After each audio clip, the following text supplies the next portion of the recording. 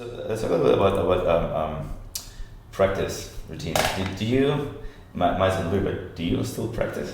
Oh yeah, I practice more than ever. More? That's interesting. Yeah. And did it like change over time? Like, Yeah, I used to hate practicing because I thought I was missing something now out there. I finally figured I wasn't missing anything. No, that's not true. No, it's a little bit of truth in that actually, you know. So yeah, and you know, it's funny because it's different now. My age is different, and and sometimes, you know, when I sit down to practice and everything goes well, I appreciate it a lot more than ever before. Because one good thing that I find about getting older is I appreciate things and I see beauty much more than I ever did before. I think it's fair to say that I was negative, you know, when I was young. You know, I mean, I think I worked a lot out of negative energy, you know. And I see beauty now where I didn't, you know, I just didn't, you know, I didn't see it, and I was here. And sometimes just sometimes when I practice and everything is working well, I think it's really beautiful thing, you know. Because I think it's a beautiful thing that we do. I think it's very complex.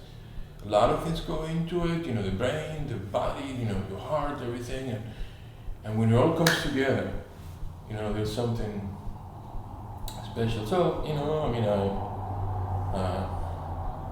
just about every day I grab my coffee and go and I begin, you know, and what I don't like, and I'm trying to stop this now, is when I have so many things going on that it becomes really stressful. That I detest.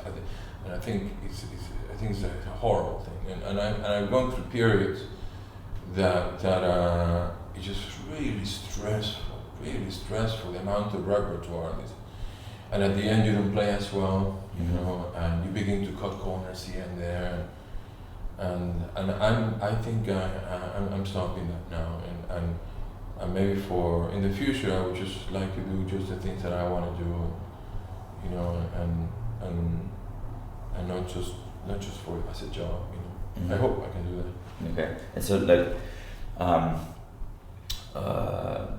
I'm sure you were in situations where you like had to learn new repertoire like fast for tours or have I been in those situations? Yeah. And are there like any, like, how would you deal with that kind of pressure? Do you have like any specific like practice techniques or do you?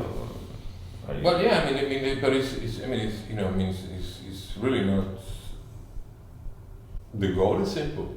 You want to learn to hit the notes and you know and the music, you know, I mean, so it's that, and so technically, you know, well, I want to make sure my hands are doing the best that they can, and they know how to tackle the different difficulties. And the memory is a big issue for me. Mm-hmm.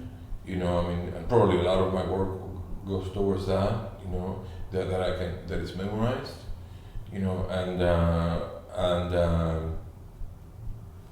that's it. I mean, you know, I mean, so when I sit down, you know, I mean, that's what I'm doing. Of course, if you have something, if you have a short time to get ready, you have to step into second, third, or fourth gear to get it done quicker. Mm-hmm.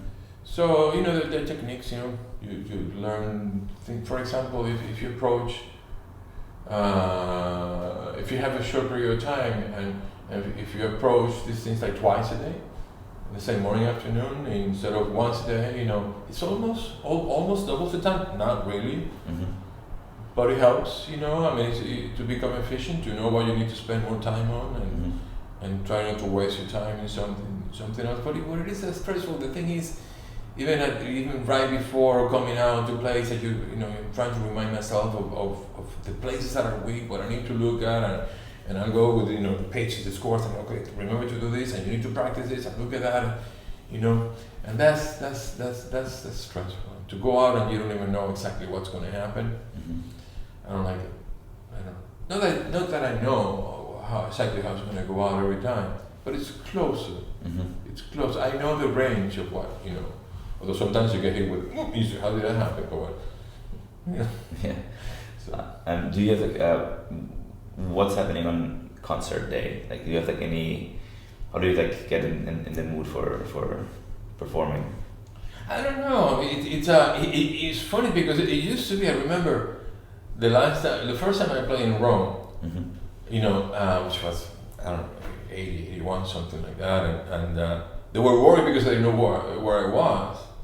You know, because I mean, especially if it was like, you know, we were a place like Rome. I mean, I would just go out and try to spend the whole day walking and looking around, and go, you know, go back to the hotel and sleep a little bit, take a shower, and go do it. And the reason why I say that is because now it seems like the whole day goes like that. I don't go anywhere. It's basically in the hotel. Although I do love that, you know. I love being in a hotel room, and I don't practice much at the Igor concert. Mm-hmm. I practice very little. You know, I practice just a little bit in the morning, you know, and it used to be only like 20 minutes back then. Now I've gone back to that, and then right before in the concert hall, I get there an hour before, and I will practice more, and then go to. For now, to be in a hotel room in bed, you know, and don't have to worry about the phone, you know. I mean, I don't have to worry about anybody bothering me. I love that. They are usually very peaceful days. Mm-hmm. If there are problems with the preparation, I may spend a lot of the time doing mental work for it, you know, which I hate, you know. But I usually just try to relax and, you know,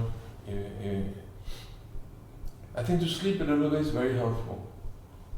Not too much, or you get drunk. Yeah. You know, it happened. I think one time they woke me up like 7:30 something. You know, the concert. I think I slept like 2 hours. I don't think I hit a note that night. Okay. You know, I just the whole body was like in slow motion. You know? Okay. But, you know. Also, you know what's funny that I've had sometimes really good concerts when everything's going against me. You know, nothing works. It's all problems. You carry a suitcase. You miss it, and you miss the other game. You get to the concert hall like 10 minutes before, and you say, "This is going to be awful," and then you play great.